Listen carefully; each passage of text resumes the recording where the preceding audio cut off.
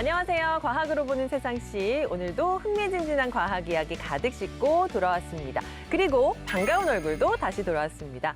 반갑습니다. 과학을 가장 좋아하는 남자, 돌아온 김과장, KBS의 양아대 김기환 오랜만에 인사드립니다. 아유, 반갑습니다. 예, 네. 제가 정확히 한 1년 10개월 정도 만에 지금 복귀를 하게 됐는데 지금 제 기분이 말이죠. 손지화자 좋다. 어깨춤이 아주 그냥 들썩들썩 거립니다. 네네. 우리 기환 씨와 함께 한층 더 새로워진 과학으로 보는 세상씨. 오늘 그 첫 번째 시간으로 아니, 이럴 수가. 시간이 없어요.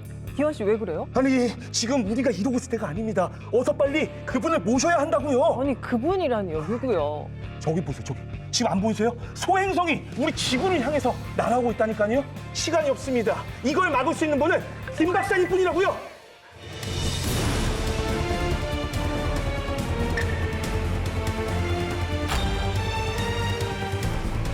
소행성을 우리가 보통 이제 행성이 되지 못한 잔해물이라고 부릅니다.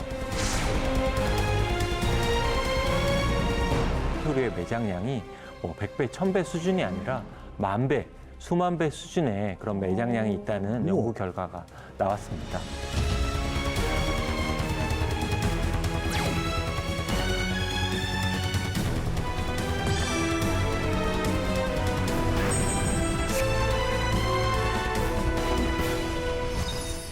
과학으로 보는 세상씨, 오늘부터 4주 동안 강연 형식으로 준비했는데요. 첫 번째 시간으로 지구를 위협하는 소행성의 정체를 밝히기 위해서 특별한 분을 모셨습니다. 안녕하세요. 네, 안녕하세요. 한국천문연구원 우주위험감시센터에서 온 지구방위대 김명진입니다.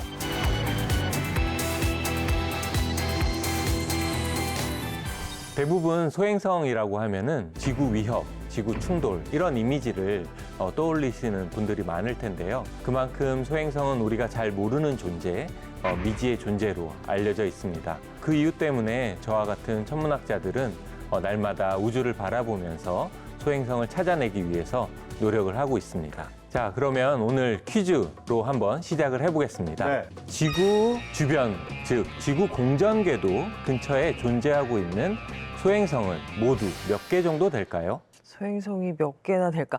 제가 사실 뉴스도 진행하잖아요. 그렇죠. 근데 소행성이 지구에 근접했다 이런 소식은 제가 기억에 최근에는 없는 것 같은데. 일단 잠시만요. 제 이 휴대용 허블 망원경을 한번 맞춰볼까요? 뭐예요? 예. 그냥 시커멓습니다. 예. 제가 봤을 때는 지구 근처에 지금 소행성이 전혀 없는 것 같은데 이거 되게 비싼 거예요. 아, 네. 근데 그 망원경 지금 앞에 뚜껑을 안 연 것 같습니다. 그래요? 네. 예. 지금 현재 시각 기준으로 지구 공전궤도 근처에는 소행성이 한 36,000개 정도 되고 있습니다. 네? 오. 36,000여 개요? 그러면 네. 밀도로 보면 굉장히 지금 빽빽하게 있다는 건데 갑자기 좀 겁이 나는데요. 그러게요. 아, 너무 걱정하지 마세요. 앞으로 100년 동안 부딪히는 소행성은 단 한 개도 없습니다. 다행이다. 하지만 이 소행성이 지구 근처에 많다는 이야기는 소행성이 지구에 충돌할 수 있는 가능성이 존재도 하지만 반대로 그 소행성이 가까이 있기 때문에 우리가 활용하기에 쉬운 그런 양날의 검과 같은 그런 장단점이 있습니다. 또한 그 우리 태양계 안쪽, 그러니까 지구 근처에 있는 소행성들은 항상 지구 근처에 있지 않고요. 그 궤도상으로 머무를 수 있는 시간이 정해져 있는데요. 그게 대략 한 1,000만 년 정도 됩니다. 굉장히 짧은 기간이죠. 그게 짧은 거예요? 그러니까요. 우리 인간은 뭐 이제 수명이 늘어서 100세 시대, 120세대 지금 세대라고 하는데 우리가 사는 그 시간과 우주의 시간이 다르기 때문인가요? 네, 맞습니다. 우리 태양계의 나이를 우리가 보통 46억 년 정도 생각을 하고 있는데요. 이 46억 년의 긴 시간 사이에 1,000만 년은 굉장히 여러 번 들어가기 때문에 와. 짧은 시간이라고 말씀을 드린 거고요. 이처럼 지구 근처에 있는 소행성은 쉼없이 탄생하고 네. 또 사라지고 하는 과정을 반복을 하고 있습니다. 특별히 작년 2024년에는 소행성에 관한 많은 이슈가 있었습니다. 네. 그중에 몇 가지를 살펴보도록 하겠습니다. 2024년 9월부터 11월 사이에는 지구 주변에 2개의 달이 잠시나마 존재를 했었습니다. 와. 그래요? 크기 한 10m 정도의 2024 PT5라고 하는 작은 크기의 소행성이 있었는데요. 그 소행성이 지구 주변에 한 2달 정도 머무르는 과정이 있었습니다. 이 지구 중력에 의해서 그러니까 잠깐 잡혀 있던 걸까요? 네, 맞습니다. 오.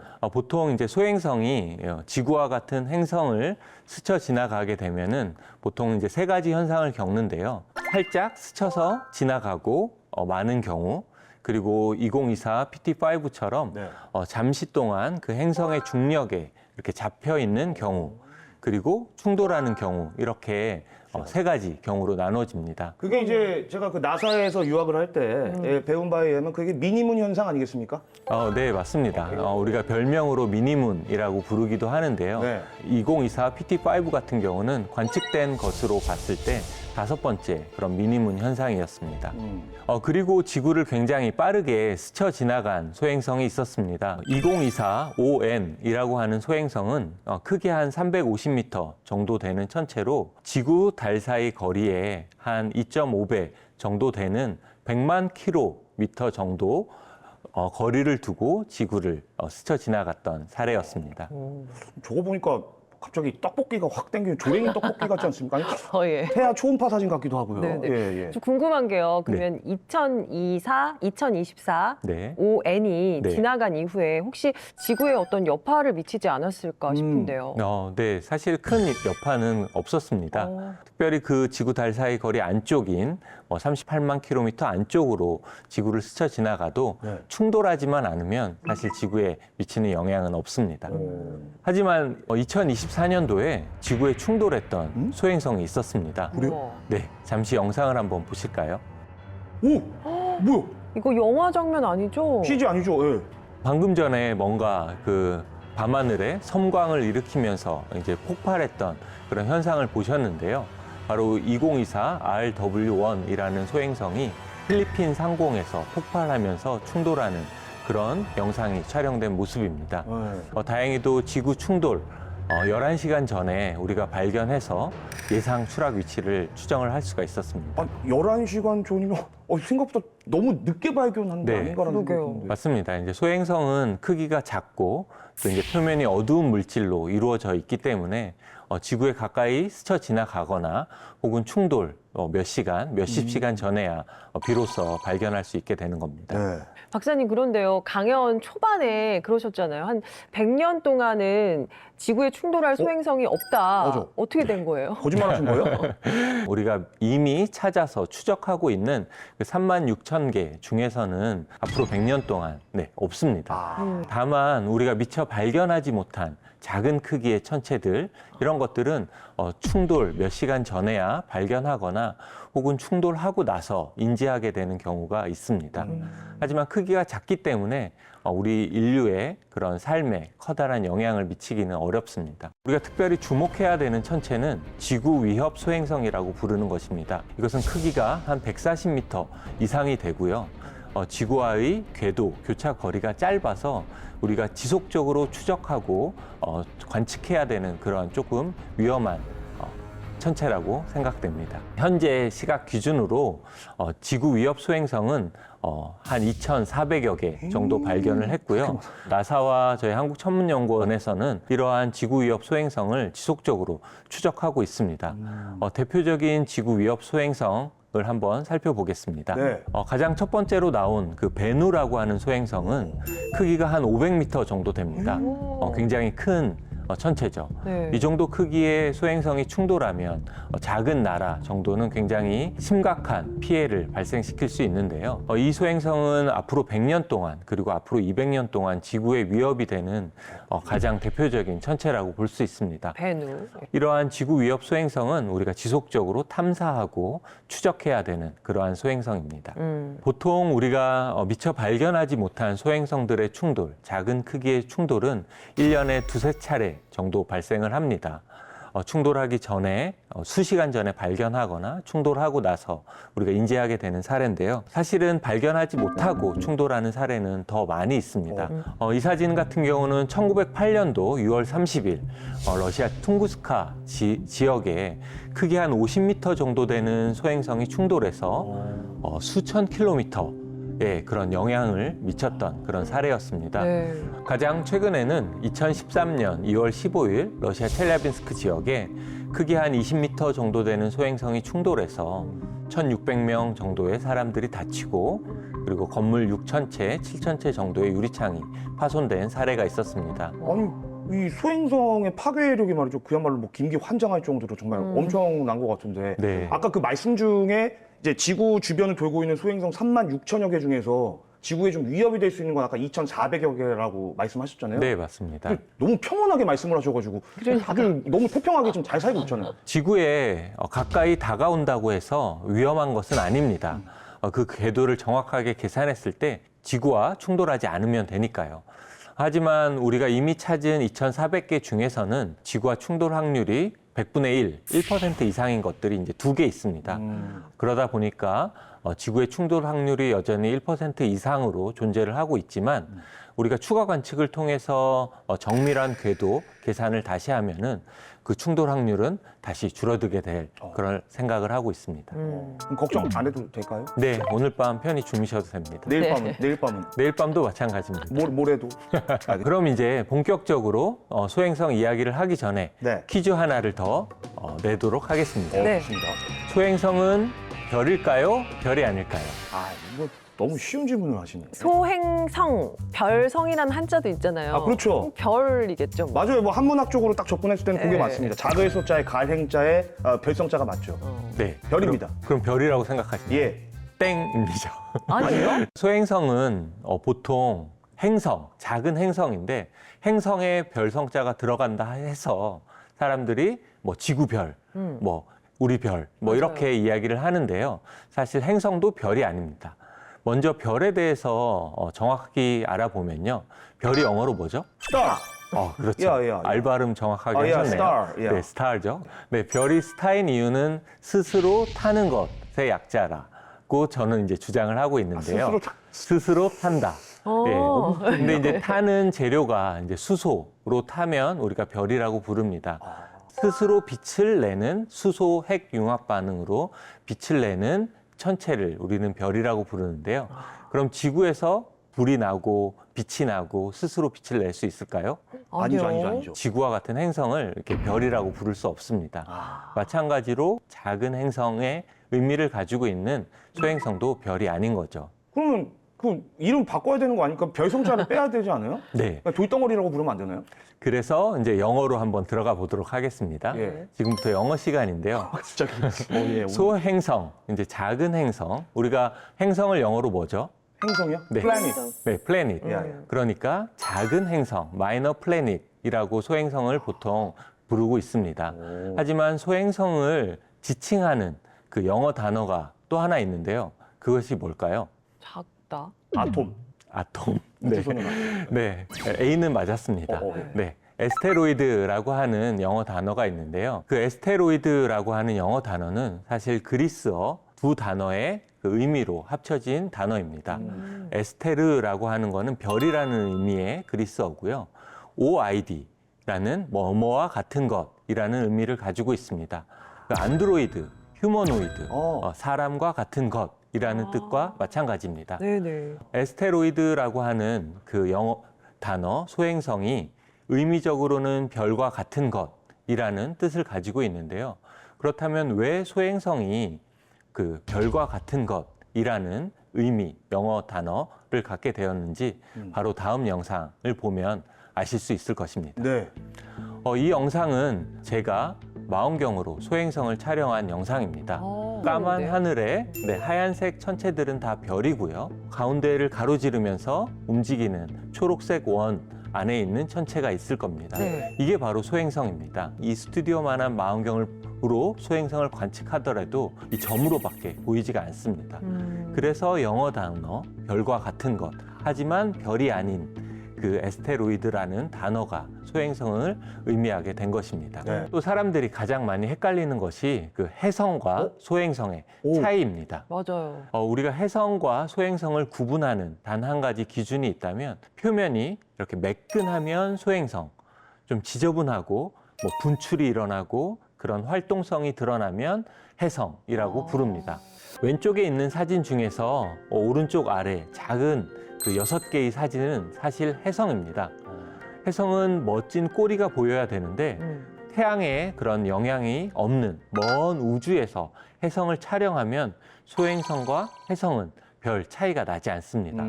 바로 같은 기원, 같은 특성을 가진 천체인데요. 어느 날 갑자기 표면의 활동성이 나타나서 혜성으로 다시 분류가 되는 천체가 있습니다. 오랜 기간 소행성으로 명명되어 있다가 갑자기 이름이 바뀌게 되는 거죠. 우리가 이 소행성의 사진을 보면 다들 이렇게 제멋대로 어떤 애는 감자처럼 생기고 어떤 애는 고구마처럼 맞아요. 아까는 또 눈사람처럼 생긴 소행성도 있었잖아요. 제가 이제 소행성을 말하면서 항상 하는 말이 앞으로 소행성처럼 살아라. 우리는 소행성처럼 살아야 된다라고 이야기를 하는데 다들 자신의 그런 멋대로 그렇게 개성 있게 살아라라는 의미입니다. 그러니까 우리 뭐 사람처럼 제 각각 네. 각기 다른 그런 모양을 하고 있다는 얘기인데. 네, 맞습니다. 그러니까 한 가지 분명한 거는 지금 이 순간에도 우리 지구 주변에 소행성들이 막 이제 날아오고 있다는 거잖아요. 네, 그럼 이게 약간 맞습니다. 느낌이 우리 김혜수 씨가 있어 막 이런 느낌으로 막 누군가 이렇게 막 비비탄을 쏘는 듯한 그런 느낌이 좀 있거든요. 네. 이게 분명히 소행성이 근원지가 있을 거란 말입니다. 어디입니까 거기가? 이 그림에서 이제 초록색 점들로 표현한 것이 바로 소행성대 소행성인데요. 바로 화성과 목성 사이의 넓은 공간에 지금까지 발견된 것만 100만 개가 넘는 그런 소행성들이 있습니다. 와. 이들이 바로 지구 근처로 이렇게 넘어오는 근원지인 거죠. 소행성을 우리가 보통 이제 행성이 되지 못한 잔해물이라고 부릅니다. 보시는 것처럼 화성과 목성의 넓은 공간 사이에는 네. 과거에 태양계가 처음 만들어졌을 때 하나의 행성으로 성장할 만한 충분한 물질들이 있었습니다. 우리는 이것을 미행성체라고 부르는데요. 사실 이러한 미행성체들이 합쳐져서 하나의 행성으로 성장을 하는데 바로 목성이라고 하는 굉장히 질량이 큰 천체가 중력적으로 계속 이들을 하나의 행성으로 성장시키지 못하게 방해를 하고 있었던 겁니다. 그래서 소행성들은 과거에 태양계가 처음 만들어졌을 때의 그러한 예전 모습이 지금도 그대로 남아있는 거라고 보시면 되겠습니다. 하지만 안정적으로 화성과 목성 사이의 소행성대 천체들이 어떻게 지구 근처로 넘어오게 되었는지. 그러니까요. 얄콥스키 효과는 그 태양빛에 의해서 소행성의 궤도가 바뀌는 현상입니다. 이것은 중력이 전혀 간섭하지 않는 비중력적인 효과입니다.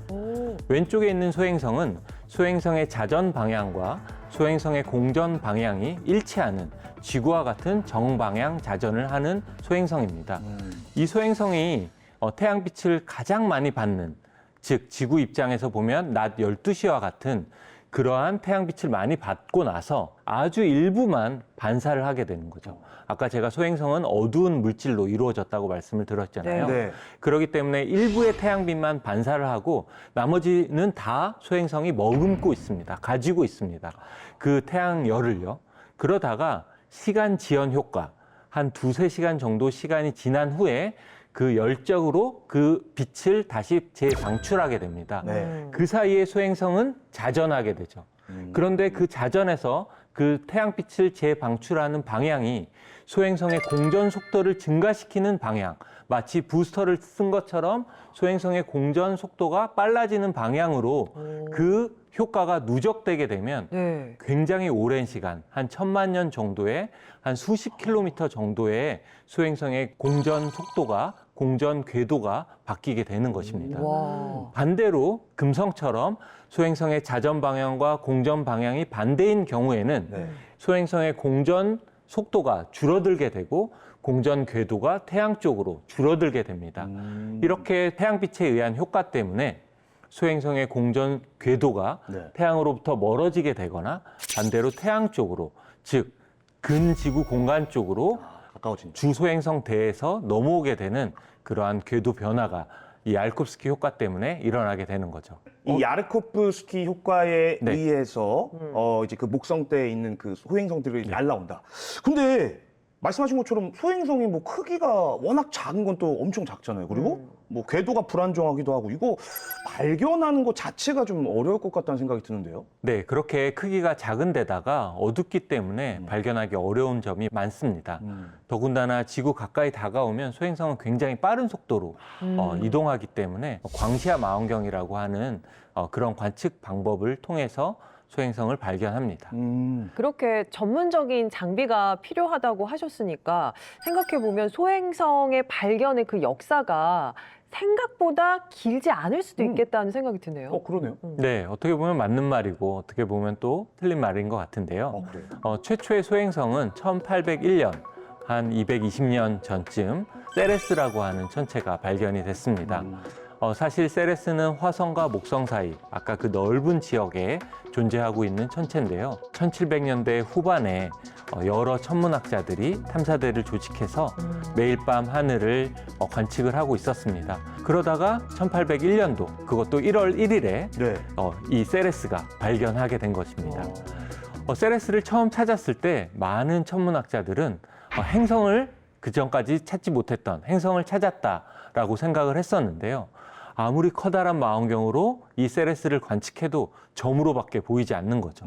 그래서 크기가 작은 천체이라는 사실을 알게 되었고, 또한 그 주변에서 이렇게 새로운 소행성들이 계속 베스타, 주노, 팔라스와 같은 소행성들을 찾아내면서 우리가 이게 행성이 아니고 태양계 내의 작은 천체다, 소행성이다 라는 사실을 알게 된 거죠. 하지만 이 세레스는 처음에 행성이었다가 소행성이었다가 네. 지금은 우리가 외소행성이라고 부르고 있습니다. 2006년도에 명왕성이 행성에서 외소행성이 된 사건이 있었는데요. 그렇죠. 이 세레스는 소행성에서 외소행성으로 오히려 그 지위가 이렇게 올라간 사례였습니다. 그래서 저는 이 세레스를 사연이 많은 천체라고 부르고 있습니다. 에피소드가 좀 많군요. 네. 소행성이 지구에 충돌할 수 있는 가능성이 존재도 하지만 반대로 그 소행성이 가까이 있기 때문에 우리가 활용하기에 쉬운 그런 양날의 검과 같은 그런 장단점이 있습니다. 우리가 특별히 주목해야 되는 천체는 지구 위협 소행성이라고 부르는 것입니다. 지구 위협 소행성은 우리가 지속적으로 탐사하고 추적해야 되는 그러한 소행성입니다. 스스로 빛을 내는 수소 핵 융합 반응으로 빛을 내는 천체를 우리는 별이라고 부르는데요. 지구와 같은 행성을 이렇게 별이라고 부를 수 없습니다. 표면이 이렇게 매끈하면 소행성, 좀 지저분하고 분출이 일어나고 그런 활동성이 드러나면 해성이라고 부릅니다. 얄콥스키 효과는 태양빛에 의해서 소행성의 궤도가 바뀌는 현상입니다.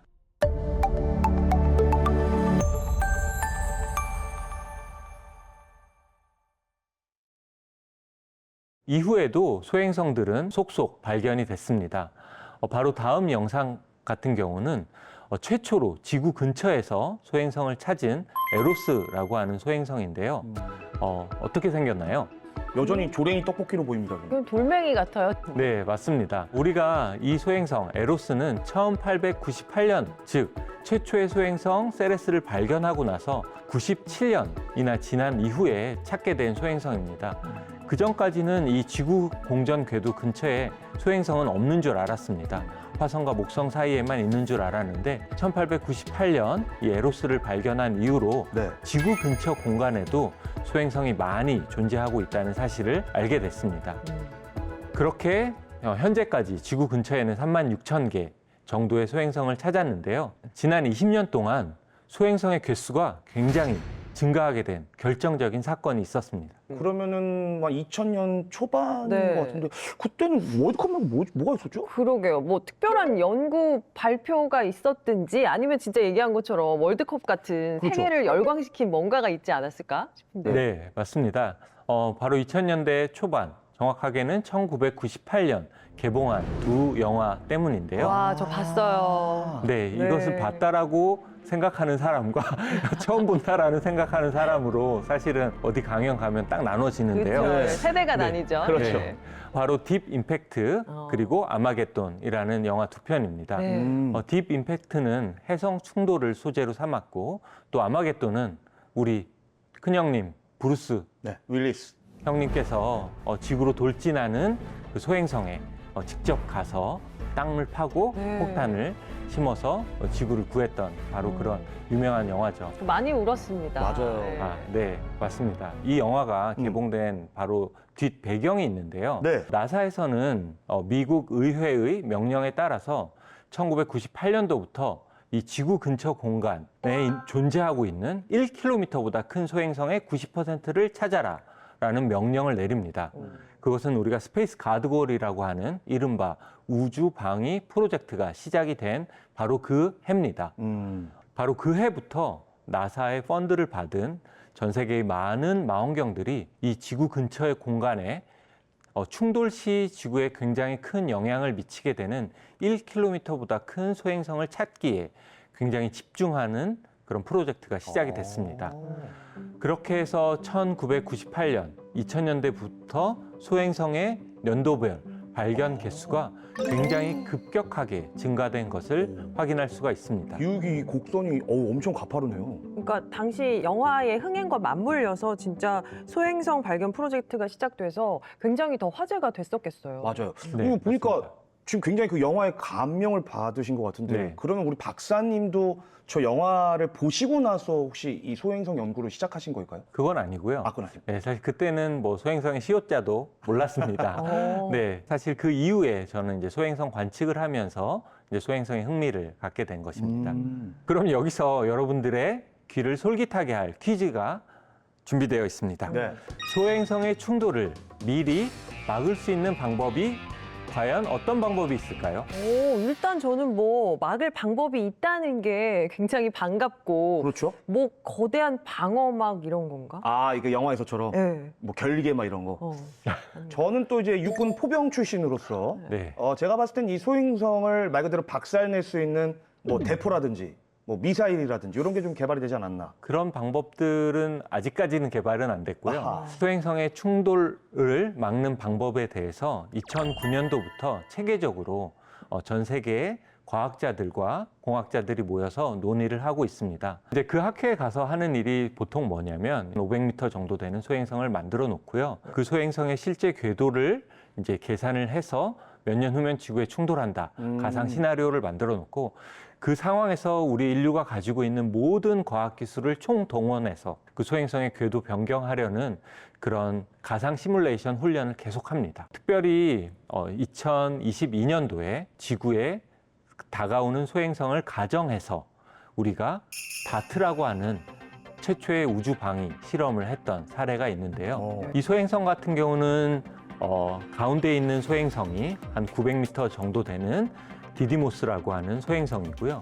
그 소행성의 주변으로 그 지구의 달과 같이 위성 소행성이 있습니다. 우와. 디모포스라고 하는 소행성 한 크기 140m 정도 되는 작은 크기의 소행성입니다. 이 소행성을 정면 충돌시켜서 주변을 도는 그 위성 소행성의 궤도를 성공적으로 바꾼 사례가 있습니다. 그러니까 우리가 그 하는 다트 게임 그런 네, 느낌이네요. 맞습니다. 지금 보시는 사진은 이제 지상 망원경으로 그 충돌하기 전과 충돌하는 순간, 충돌한 이후의 모습을 촬영을 한 건데요.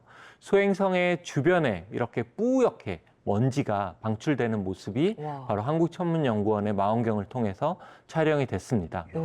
이처럼 새로운 망원경을 개발하는 게 무척 중요하고요. 빨리 찾는 게 중요하기 때문에 한국천문연구원에서는 네. 우리나라 최초의 소행성 감시, 소행성 발견만을 목적으로 하는 망원경을 개발하고 있습니다.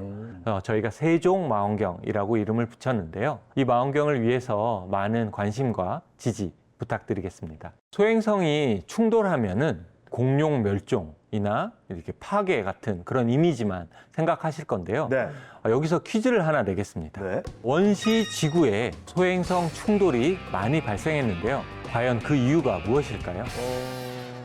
일단 뭐 제가 알기로는 원시 시대에는 지금보다 이 지구의 그 바다 면적이 굉장히 넓었습니다. 예, 그 얘기인즉슨 이제 바다는 받아주니까 죄송합니다. 예, 죄송합니다. 너무 안 되게 그랬습니다. 저는요, 예. 앞서서 그 박사님께서 그러셨잖아요. 목성이 중력이 커서 소행성들을 많이 끌어당겨서 이제 끌어당긴다고. 오. 그 시대의 지구의 중력이 지금보다 훨씬 컸던 게 아닐까? 네, 둘 다 틀렸습니다.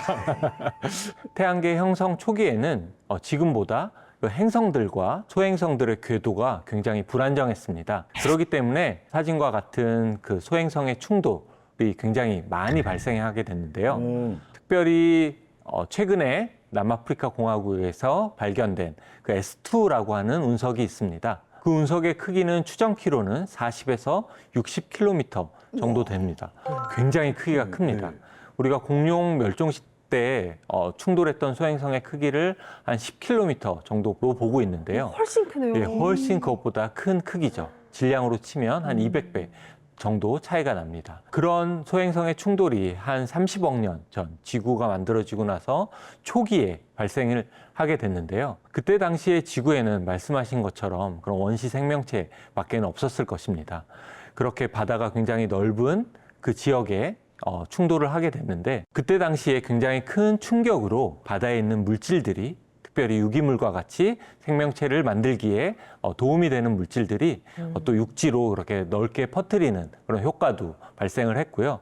소행성 그 자체에 있는 또 유기물도 지구 생명체의 씨앗이 되는 네. 그러한 도움이 됐을 거로 추정하고 있습니다. 그러니까 당시 이런 운석과의 충돌이 지구 입장에서는 굉장한 위협이 됐겠지만 또 초기 생명체에게는 어떤 비료의 역할이 됐었겠네요. 네, 맞습니다. 큰 도움이 됐을 거로 추정하고 있습니다. 네. 지금 바로 이 순간에도 사실 우리가 알지 못하는 작은 크기의 유성, 운석들이 많이 떨어지고 있는데요. 네. 최근 연구 결과로 또 이 운석들의 70%가 소행성으로부터 왔다. 우리가 잘 알려진 소행성 집단으로부터 왔다라는 연구 결과가 발표가 됐습니다.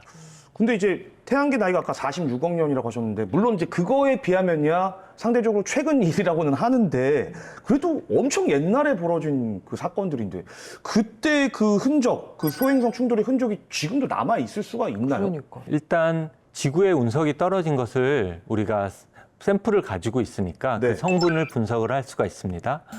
그리고 소행성들을 관측하기 위해서는 분광망원경이라는 것을 이용해서 그 물질을 알아냅니다. 우리가 어떤 소행성들 중에서 특별히 군집하게, 밀집하게 모여있는 소행성의 집단을 소행성 종족, 영어로는 에스테로이드 패밀리라고 부르는데요. 이들은 하나의 모체로부터 큰 충돌을 받고 이렇게 작은 파편들로 갈라진 것을 말합니다. 그런데 그 갈라진 것을 역추적하면 하나의 모체로 다시 일치되게 되는데요. 그 나이를 정확하게 계산해 보면 이게 언제 깨어졌는지 그리고 깨어지고 나서 지구로 언제 충돌했는지를 계산할 수 있게 됩니다.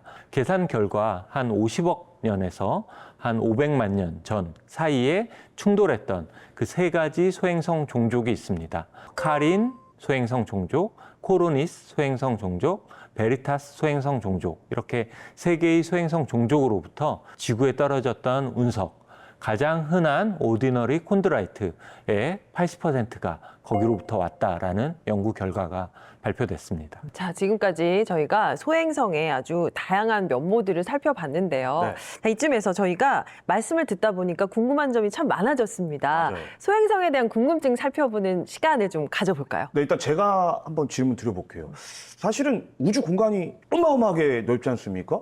근데 이 소행성의 크기라든지 소행성이 지금 몇 킬로미터 속도로 오는지 이런 속도 같은 건 어떻게 계산을 하는지 네. 너무 궁금한데요. 일단 보시는 영상처럼 단 3장의 영상만 얻으면 대략적인 속도를 추정할 수가 있습니다. 여기에서 초록색 원으로 표현되어 있는 게 소행성이고요. 주변에 흰색 점들은 다 별인데요. 별들에 비해서 소행성이 이렇게 움직이는 모습을 보실 수가 있습니다. 그리고 촬영한 시각을 마찬가지로 우리는 기록을 하는데요. 이렇게 시간과 소행성의 위치 정보를 가지고 속도를 계산하게 되면은 이게 지구에 가까이 있는 소행성인지 혹은 화성과 목성 사이에 멀리 떨어져 있는 소행성인지 바로 나오게 됩니다. 이렇게 추정된 궤도를 계산으로 이 정도 되는 거리에 떨어져 있으면 이 정도 밝기가 빛나게 되는 대략적인 크기가 나오게 됩니다. 왜냐하면 소행성은 스스로 빛을 내지 못하는 천체이기 때문에 가까이 있더라도 크기가 작으면 밝게 빛날 것이고요. 멀리 있더라도 크기가 크면은 또 밝게 빛나게 됩니다. 그렇기 때문에 소행성의 궤도를 알고 그 밝기를 우리가 계산하게 되면은 크기를 또 추정할 수 있게 되는 것입니다. 저는 좀 주기도 궁금하더라고요. 이 소행성이 이제 상대적으로 좀 가볍다 보니까 궤도라든지 주기를 분석하는 게 쉽지는 않을 것 같은데요. 네, 맞습니다. 지속적으로 1년, 3년, 5년 단위로 소행성이 올 때마다 관측을 해서 태양 주위를 한 바퀴 도는 공전 주기를 계산할 수 있게 되는 거고요. 반면에 스스로 한 바퀴 도는 자전 주기는 하룻밤 사이에 소행성의 밝기가 이렇게 지속적으로 변하는, 조금씩 변하는 광도 곡선이라는 것을 통해서 알 수가 있습니다. 넓은 면이 우리한테 보여지면 소행성의 밝기가 증가될 거고, 고구마의 옆 측면을 보면은 소행성의 밝기가 어두워지는 그 회전 원리를 이용해서 또한 자전 주기를 계산할 수가 있습니다. 재밌네요. 그럼 이번에 이 질문 한번 드려보고 싶은데, 예를 들어서 태풍 같은 경우는 그 위력에 따라서 뭐 소형, 중형, 대형 이렇게 구분을 하지 않습니까? 그럼 마찬가지로 소행성도 뭔가 이 위협을 주냐 아니면 안 주냐 이렇게 좀 등급을 나눌 것 같은데 혹시 어때요? 네, 맞습니다. 소행성도 태풍처럼 0등급에서 10등급까지의 그런 등급이 나눠져 있습니다. 우리가 이제 토리노 스케일이라고 부르는데요. 토리노 지역에서 열린 학회에서 이 스케일을 우리가 정의했기 때문에 토리노 스케일이라고 부릅니다. X축 같은 경우는 소행성이 지구에 충돌하는 확률을 적은 확률에서 확률이 큰 순서대로 이렇게 나타낸 거고요. Y축 같은 경우는 소행성이 지구에 충돌했을 때 발생되는 충격 에너지를 나타낸 것입니다. 바로 크기가 Y축이라고 보시면 되겠습니다. 그렇기 때문에 크기가 작고 충돌 확률이 적은 0에 가까울수록 사실은 위험도가 떨어지는 거고요. 오른쪽 위, 크기도 크면서 동시에 충돌 확률도 큰 소행성 같은 경우는 우리가 굉장히 주의 깊게 관찰하고 지켜봐야 되는 소행성입니다. 하지만 여기에 빨간색으로 또한 오렌지색으로 표현한 5등급 이상의 소행성은 아직까지는 발견한 사례는 없었고요. 인류 역사상 가장 큰 토리노 스케일은 4를 찍었던 사례가 최초로 있었는데요. 2004년도에 발견했던 아포피스라는 소행성은 발견하고 나서 지구 충돌 확률이 3, 4% 정도 됐었습니다. 크기는 한 300m 정도 됐었고요. 그래서 토리노 스케일이 4가 됐었는데 그 소행성은 지속적으로 추적 관측을 하면서 지구 충돌 확률이 지금은 사라진 상황입니다. 그래서 지금은 안전한 소행성으로 분류하고 있습니다.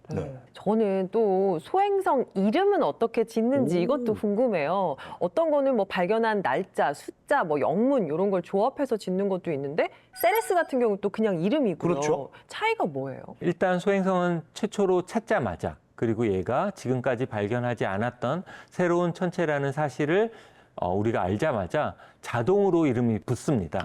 그것을 우리는 임시 번호라고 하는데요. 년도와 그리고 뒤에 알파벳 2개 그리고 숫자 이런 순서로 나가는데요. 지속적인 관측을 통해서 태양을 한 바퀴 온전히 도는 공전 궤도 요소가 확정이 되면은 우리가 발견자에게 이름을 붙일 수 있는 권한을 줍니다. 네, 그래서 그러면 김명준이라는 소행성도 있나요?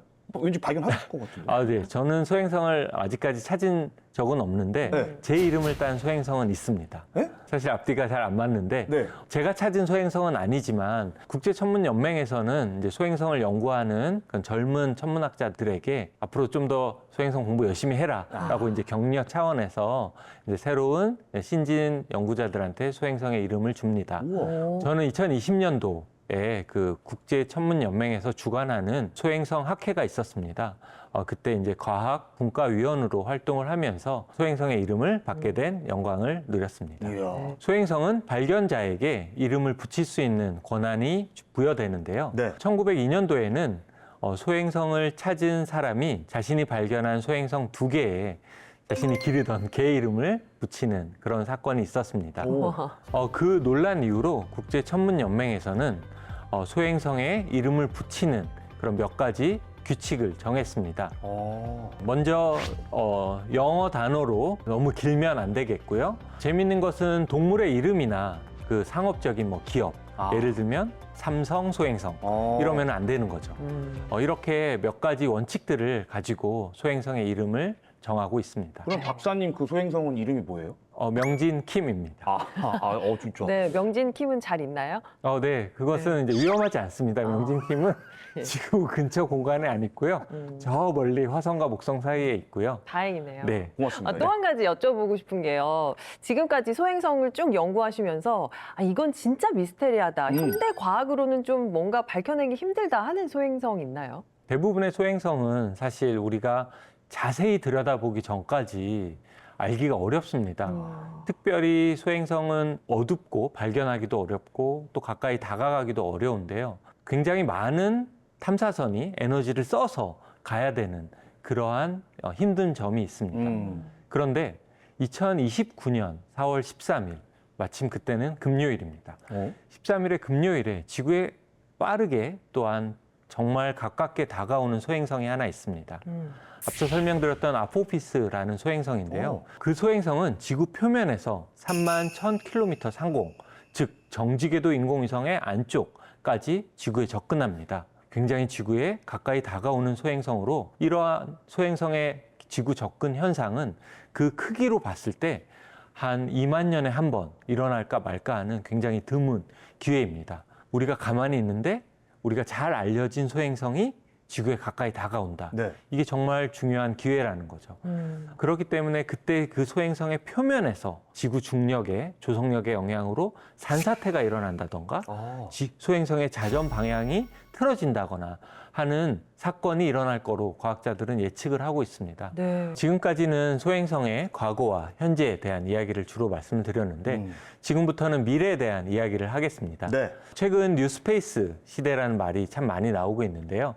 뉴스페이스를 맞아서 이제 인류가 우주로 나아가는 발걸음이 무척 빨라졌습니다. 여기서 퀴즈. 현재 인류가 탐사 가능한 천체는 어떤 것이 있을까요? 일단 달 있을 거고요. 그렇죠, 그렇죠. 달 있죠. 그리고 수, 금, 쥐화, 목토, 천, 해는 다 할 수 있지 않나요? 그러니까 화성도 탐사선 그렇죠. 띄웠고. 그거죠. 네. 머스크 형 또 갔다 온다고 막 그러죠. 네, 두 분 다 맞습니다. 맞고요. 또 추가적으로 소행성이 있습니다. 1996년 첫 번째 소행성 탐사선 리어 슈메이커호가 있습니다. 그 에로스를 탐사했던 탐사선인데요. 이 소행성 탐사선 같은 경우는 네.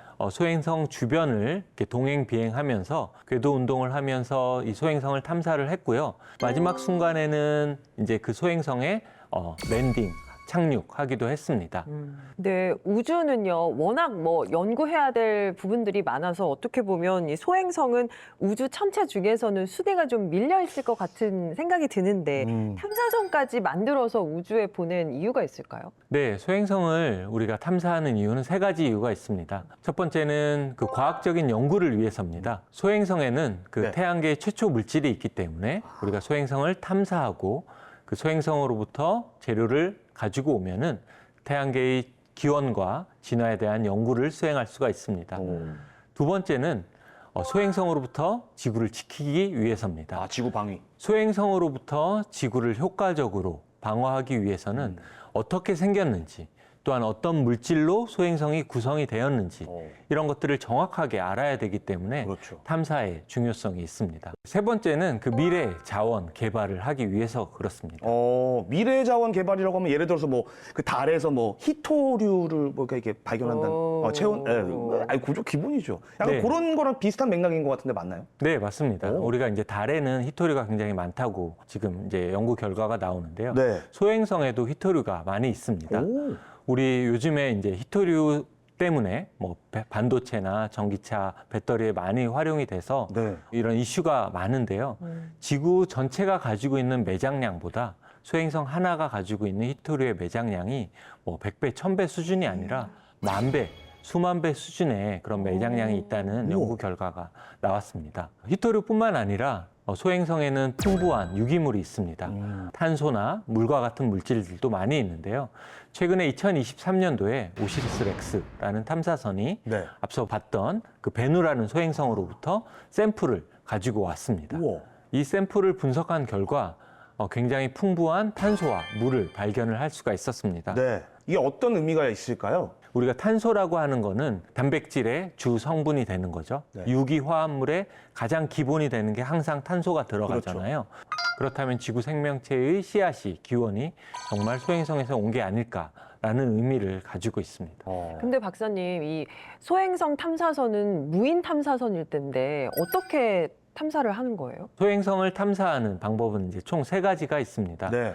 우리가 소행성을 카메라가 아까 이제 착착착 사진 찍으면서 오, 네. 그냥 스쳐 지나가는 이제 플라이바이라고 하는 그런 근접 비행이 있고요. 그거는 단 한 번의 찬스로 소행성을 사진 찍고 소행성의 한쪽 면을 보고 이제 탐사선은 또 다른 소행성을 향해서 날아가는 겁니다. 두 번째로는 이제 동행 비행이라고 하는데요. 프랑스어 랑데뷰라는 미션입니다. 소행성과 똑같은 그런 속도로 소행성을 계속 지속적으로 모니터링하면서 소행성의 정확한 물리적 특성을 알아내는 탐사 방법입니다. 그리고 마지막으로 한 가지는 이제 소행성에 도착해서 샘플을 채집해서 다시 지구로 돌아오는 그런 샘플 귀환, 시료 채집 미션이 있습니다. 그러한 미래 자원이 있는 소행성을 발견을 하면은 지금 여러 가지 컨셉추얼하게 디자인되고 있는 방법 중에 하나가 소행성 하나를 통째로 포획을 해서 지구 달 사이 궤도, 거기를 우리는 시스 루나 스페이스라고 합니다. 그 궤도에 가지고 와서 이제 안정적으로 묶어두고 거기에서 계속 광물을 캐내는 방법이 고안되고 있습니다. 이처럼 앞으로 우리가 미래 기술들은 점점 발달하게 됩니다.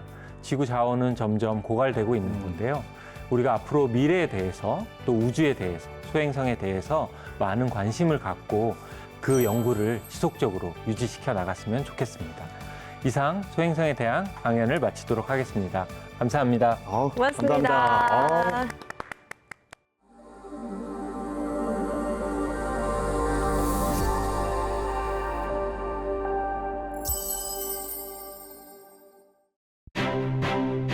네, 오늘 소행성에 대한 다양한 이야기 나눠봤는데요. 소행성이 무엇이고 또 얼마나 가치 있는 천체인지 알 수 있는 시간이었습니다. 네, 저는 새로운 분야에 도전을 해보려고 합니다. 바로 우주광부. 예, 지구의 보탬이 되는 이 소행성을 찾아 떠나는 그날이 얼른 오기를 기대해보도록 하겠습니다. 네, 기환 씨는 뭘 해도 잘할 것 같아요. 우주광부. 네, 네. 좋습니다.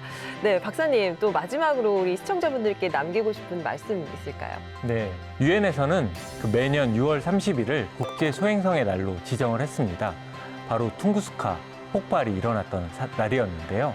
소행성의 충돌에 대비하기 위해서 전 지구인들의 노력이 필요하다는 겁니다. 바로 이 국제 소행성의 날도 관심 부탁드리겠습니다. 네, 국제 소행성의 날 기억하겠습니다. 오늘 함께 해주셔서 고맙습니다, 박사님. 네, 감사합니다. 고맙습니다. 네, 과학으로 보는 세상시 저희는 다음 시간에 더 유익한 이야기 들고 찾아오겠습니다. 과학이 보인다. 과학이 즐거워진다. 스치기만 해도 당신 과학 전문가. 과학으로 보는 세상. 씨 안녕. 이...